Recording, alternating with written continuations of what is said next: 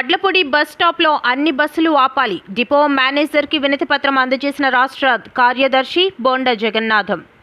గాజువాక నియోజకవర్గం 87వ వార్డ్ పరిధి వడ్లపూడి హైవేలో ఉన్న రిక్వెస్ట్ బస్ స్టాప్ను పర్మనెంట్ బస్ స్టాప్గా చేయాలని రాష్ట్ర కార్యదర్శి స్థానిక ward corporator bonda Jagannatham Kurmanapalem bus depot మేనేజర్ని కలిసి వినతి పత్రం అందజేయడం జరిగింది. ఈ సందర్భంగా ముఖ్య అతిథులు మాట్లాడుతూ వడ్లపూడి ప్రాంగణంలో సుమారు 30,000 మంది జనాభా నివసిస్తున్నారని, వారిలో విద్యార్థులు, ఉద్యోగులు, మహిళలు ప్రతిరోజు ఆర్టీసీ బస్సులను వినియోగించి ప్రయాణిస్తున్నారని, ముఖ్యంగా వడ్లపూడిలో భవిత స్కూల్ మానసిక అంగవైకల్య విద్యార్థుల తల్లిదండ్రులు, విద్యార్థుల దూర ప్రాంతాల నుండి వస్తున్న వారు ఆర్టీసీని వినియోగించడం జరుగుతుందని, ఇక్కడ బస్సులు ఆపకపోవడం వల్ల ఇబ్బందులకు గురవుతున్నారని అన్నారు. వీరిని దృష్టిలో పెట్టుకుని వడ్లపూడిలో ప్రతి బస్సు ఆగే విధంగా కృషి చేయాలని కోరారు.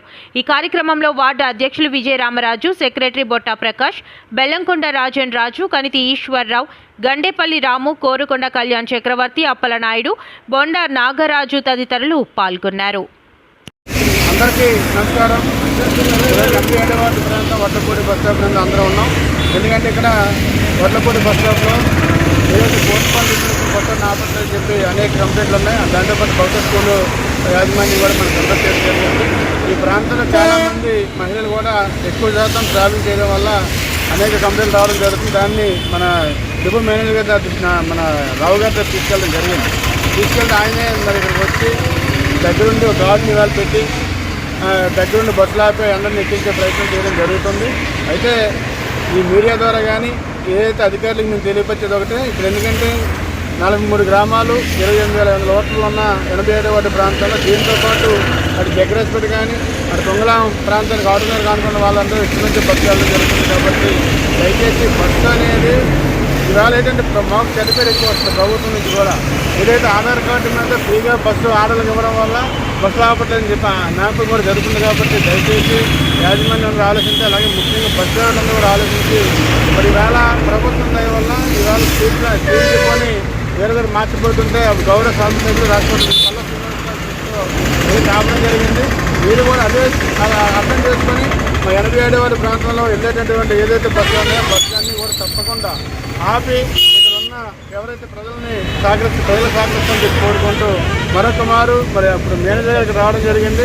కావున ఆయన మాటలు కూడా కొన్ని వెళ్దాం. ఎందుకంటే ఇక్కడ మా దగ్గర గాజువాక మండలానికి ఒకే ఒక స్కూలు భవిత స్కూల్, అనేక మంది వికలాంగులు ఉంటారు.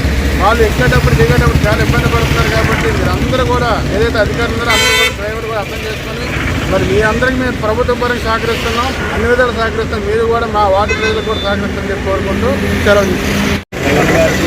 మిత్రులందరికీ నమస్కారం. అదే గతంలో 2 దఫాలు జగన్ గారు వచ్చి చెప్పడం కూడా జరిగింది.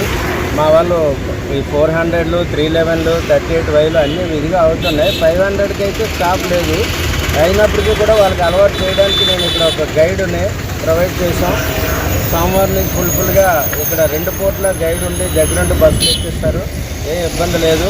ఆ భవిత స్కూల్ దగ్గర కూడా నేను ఒక రోజు రేపు వచ్చి సర్వే సోమవారం ఎలాగా ఉంటుంది కాబట్టి స్కూల్ ఇవాళ రేపు సెలవు కాబట్టి నేను ఆ స్కూల్ దగ్గరికి వచ్చి ఒకసారి విజిట్ చేస్తాను. తప్పకుండా మీకు ఆ ఇబ్బంది లేకుండా మీకు పేరు తెచ్చే పనే చేస్తాం. ఆర్టీసీ తరఫున 100% మీకు మాట ఇస్తున్నాను. మా గైడ్ కూడా ఇక్కడ 2 పూట్ల ఉదయం సాయంత్రం కూడా ఇక్కడ ఉంది. అలవాటు చేసినటువంటి ఉంటారు.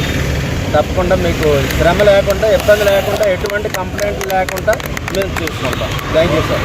నమస్తే సార్. మా పాప సార్, మా పాప నడవలేదు, నించోలేదు కూడా సార్ కనీసం. కానీ అయినా ఈ ఫ్రీ బస్సులు వచ్చిన కానీ మరీ ఘోరంగా ఆడవాళ్ళు చూసినా ఆపుకుంటున్నారు. ఫ్రీ బస్సులని ముఖ్యంగా ఆడవాళ్ళు ఎక్కేస్తున్నారు అనేసి కొంచెం దీని గురించి కొంచెం ఆలోచించండి. పెద్దలందరికీ నమస్కారం. మేము గాజువాక నుంచి వస్తున్నాము. మా బాబుకి కొద్దిగా మైండ్ బాగోదు, తీసుకొస్తాను కానీ బస్సులు అవి ఆపట్లేదు. మొన్న అయితే బస్సు ఎక్కిపోయారు, బస్సులు ఆగించారు, బాబు లోపల ఉండిపోయారు. కనీసం ఆపలేదు. ఆపకపోతే అక్కడ లోపల నుంచి ఆపారు. ఆపితే అప్పుడు నేను ఎక్కాను. కనీసం అతని నుంచి వేరే బస్సు ఎక్కాలి కదమ్మా, ఎందుకు ఎక్కావని అడిగారు. పిల్లల్ని ఉంచుకొని లోపల నుంచానండి. మీరు అలాగ ఆపకని వెళ్ళిపోతే పడిపోను, సిప్ అయిపోను. అందుకేనండి మీరు ఆలోచించి కొద్దిగా బస్సులు ఆపుతారని చూడండి సార్. ఆలోచించండి అనేసి